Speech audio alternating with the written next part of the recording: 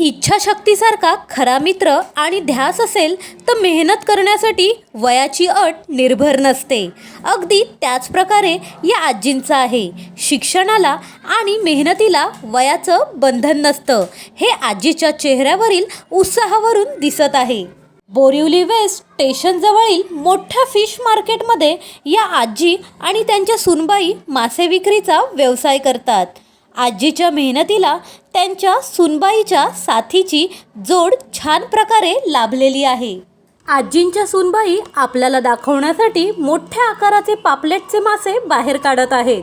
हा पहा, आजींच्या हातात आहे भल्ला मोठा पापलेटचा मासा. आपण आहारात पापलेटचे मासे खातोच, पण ते नॉर्मल साईजचे असतात. मी सुद्धा एवढ्या मोठ्या आकाराचा पापलेटचा मासा पहिल्यांदाच पाहिला. आजींकडे विक्री असलेल्या माशांची त्यांनी मला ओळख करून दिली. लांबलचक असा मासा जो आपण आता पाहत आहोत त्या माशाचे नाव आहे कर्ली.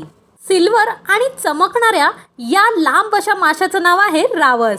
रावस हा मासा जितका चविष्ट तितकाच शरीराला सुद्धा फार उपयोगी असतो. आणि आता या माशाची ओळख तर तुम्हाला माहितीच असणार, कारण तो घराघरांमध्ये खूप जणांचा फेवरेट असतो. हलवा फिश. गोल मटोल आणि निमुळता तोंडाचा भाग असणारा हा सिल्वर मासा म्हणजेच खजुरी मासा. नाव अगदी खूप फनी आहे.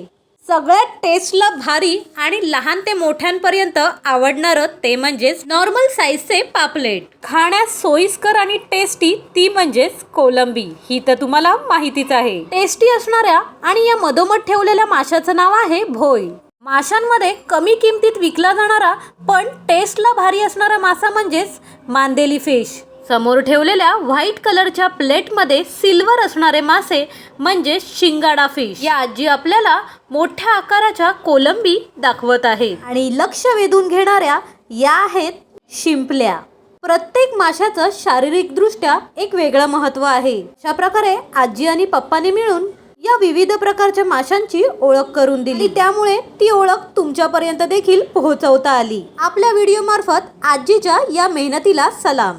आणि आपल्या चॅनलवरील व्हिडिओतून मिळणारी माहिती उपयुक्त वाटल्यास तुमच्या मित्रमैत्रिणींपर्यंत नक्की शेअर करा. पुढचा व्हिडिओ घेऊन आपण लवकरच भेटू. तोपर्यंत थँक्यू सो मच.